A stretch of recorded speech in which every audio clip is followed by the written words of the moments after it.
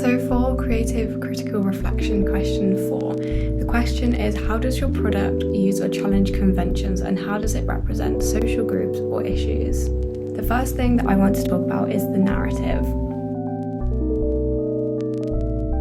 Our narrative is all based upon a very mysterious, unknown, isolated character who is targeted, who is very naive and innocent, and throughout the whole of the film opening is kept very unknown to the audience. We don't really introduce her, we don't give her any background, any context for the audience to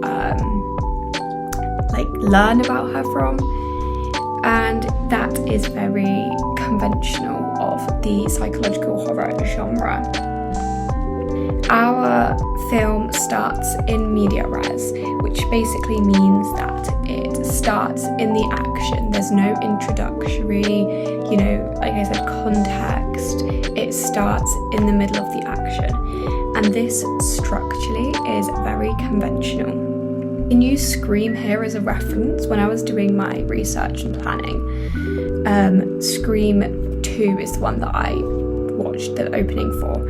And it's, someone is killed in the first 5 minutes of the scene. It starts in the action. It shows the antagonist's first victim, first kill. It gives the audience a sort of taste of what is yet to come. It could also be argued, however, that this is unconventional to kill off the main character in the first scene, considering that the main character usually makes it to the end. However, in our film, our intention was that this first scene was an opening just to sort of hint to the audience who the demon is, what he does, and what the whole film was going to be about. Him going around getting all his victims, and then the main character, which isn't the girl in our film, was going to be the one who does make it to the end. So you could argue from both sides of the perspectives that this narrative structure was conventional but also unconventional of the psychological horror genre. We immediately show the demon. Like I just said, we immediately show him taking its first victim. So it's very chaotic and quite a hectic opening. It's not tame, it's, straight into it. Normally, psychological horrors, conventionally, they build up quite subtly over time. So we could say that this was quite unconventional, or maybe it just had hints of a subgenre, for example, like a slasher, which, like Scream, is a slasher and shows a kill in the first 5 minutes. Plot did have some very common themes that are conventional for the psychological horror. We have that mystery, the mysterious side. Why is this room blue? Why is this girl just going to bed? Why is she, taking the medication? There is a lot of enigmas that are implanted just within the first 2 minutes. Sleep troubles, paralysis, all to do with like psychological issues that are very conventional of the genre. We really wanted to emphasize that abstract nature of hallucinations and paralysis, which for us was quite a niche route to go down, but I think we did achieve that by having it very, like I said, abstract, quite chaotic, quite hectic, and open for the audience to interpret it how they would like to. The narrative has definitely achieved the effect of seeing the world from a different perspective. In other words, we have that distortion effect that we put in, and this again plays into that convention of the psychological part of it, the weird graphics and distortion with the point of view shots from the demon, but also the point of view shots from the girl who is in sleep paralysis. So I think, speaking narrative, our film is very conventional of the psychological horror. We go to talk about the camera. We have a lot of extreme cinematography. We have a lot of extreme close-ups, distorted point of views, which creates that really it creates the effect that the audience is really engulfed and part of the film. Like, they are there, like, with the girl. They're not just at a cinema or at home watching it on the TV, which again is very conventional of the genre. Touching on the point of view shots, very conventional for the genre. We did this because we wanted to emphasize the effect of the girl being in that trance-like hallucination. And like I said, the audience could feel engulfed in the atmosphere of the film, ultimately, which hooks the audience and which is our ultimate goal, because we want the audience to carry on watching, as that just brings in a larger profit. We had the high angle shots, sort of like from this view as she walked into the room. This was quite unconventional. In all of the research and planning that we did, we didn't really see this in any of the openings. And I think by doing this shot, it created that effect of uneasiness. There was some weird angles and it wasn't a very comfortable viewing spot. It's not conventional, and something that the audience don't normally see often creates that effect of a little bit of weirdness, a little bit of what is this and why are they doing that? Establishing shots at the very start of our film opening, are very conventional of any genre really, of any film opening, but especially because they are set at night, outside the house. It highlights that isolation, that vulnerability, and we also saw that in lots of the film openings when we were researching, which again makes it even more conventional of the psychological horror genre. At some points, the camera movement was very panicky, quite chaotic. The panning and the tilting and the tracking of the camera, again, built up that sense of uneasiness. Something was wrong, she was going into sleep paralysis, that she was in danger.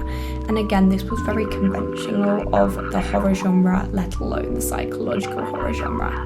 A few focus pulls embedded into our opening, which aren't really conventional, neither non-conventional, but we thought that they added, a little bit of more professional cinematography. We had the right camera to be able to do that, and yeah, that added even more suspense.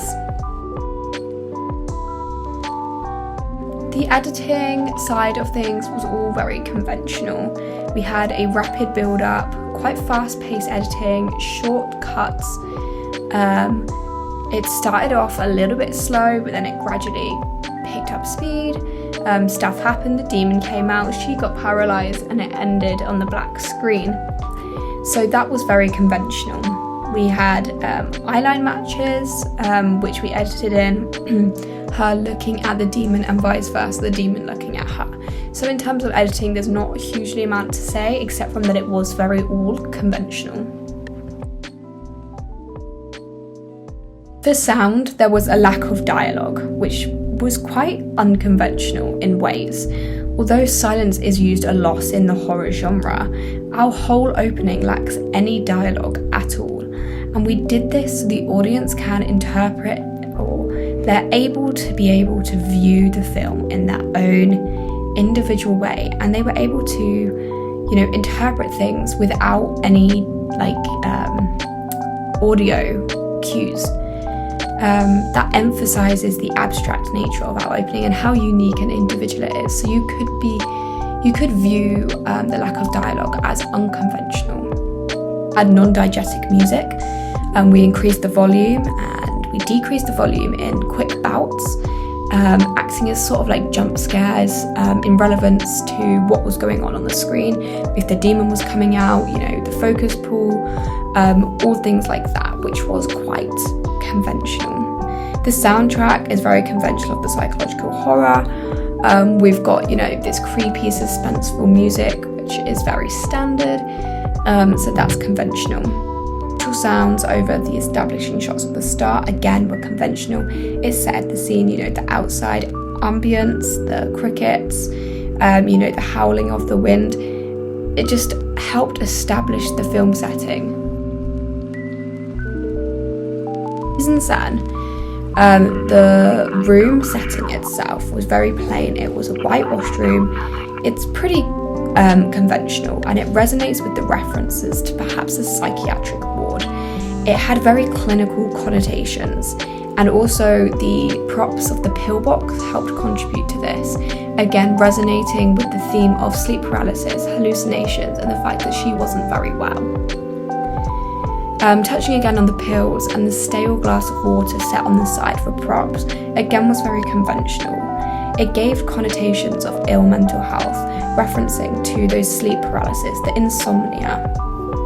Her costume was very plain and simple. It was quite conventional, and there was nothing too different because we didn't want this to really stand out. That's not really what we wanted to focus on.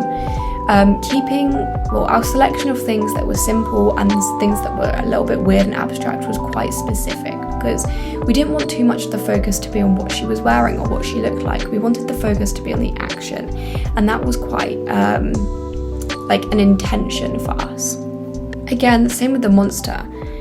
His costume was very conventional, just plain black.